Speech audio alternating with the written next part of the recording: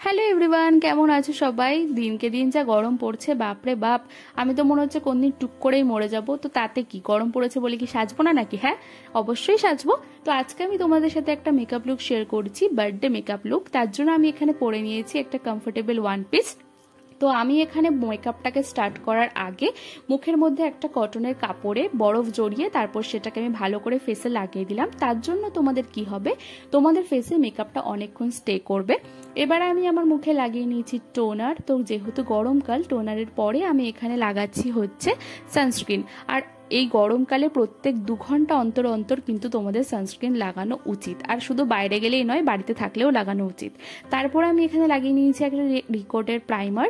তো আমার কাছে রিকোটের প্রাইমার ছিল, আমি সেটাই লাগিয়েছি। তোমাদের কাছে যেই প্রাইমার ইউজ করো তোমরা সেটাই লাগাবে।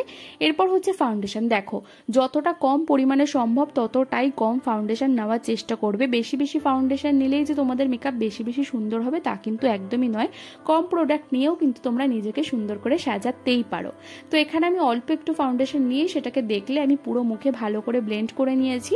এখন আমি এখানে লাগিয়ে নিচ্ছি হচ্ছে ব্লাশ। তো লিকুইড ব্লাশ বলতে আমি এখানে লাগাই লিপস্টিক। তো আমি আমার লিপস্টিক প্যালেট থেকে লিপস্টিক নিয়ে সেটাকে আমি ব্লাশ ভাবে লাগিয়ে দিলাম। তো ব্লাশ লাগানোর পরে আমি এখানে আই ম্যাজিকের একটা এইচডি পাউডার দিয়ে পুরো মেকআপটাকে ভালো করে সেট করে দেব। আর এই পাউডারটাকে আমি আমার পুরো ফেসেই লাগাবো, যেন কোনো জায়গা বাদ না যায়। যেহেতু গরমকাল, পাউডারটা মানে লুজ পাউডারটা ভীষণই ইম্পর্টেন্ট। আর এই পাউডারটা কিন্তু ওয়াটারপ্রুফ। তো তারপর আমি আমি এখন করে নেব আমার আই মেকআপ। তো এখানে আমি ফার্স্ট একটুখানি চোখের উপর কাজল লাগিয়েছিলাম, যেই ক্লিপটা হয়তো ডিলিট হয়ে গেছে, তাই জন্য আমি তোমাদেরকে দেখাতে পারছি না। তো কাজল লাগিয়ে তার উপর আমি একটুখানি ব্রাউন শেড নিয়ে সেটাকে আমি ভালো করে ব্লেন্ড করে নিলাম। এখন আমি এখানে লাগিয়ে নিচ্ছি সেটিং স্প্রে। আমি ভেবেছিলাম চোখের নিচে কাজল পরবো না, কিন্তু ভাবলাম যে একটুখানি পরেই নিই। তো পরে নিয়ে কাজল পরে সেটার উপরে আমি আবার একটুখানি ব্রাউন শেড নিয়ে চোখের নিচটাতে লাগিয়ে নিয়েছি। এখন আমি এখানে পাউডার ব্লাশ লাগাবো।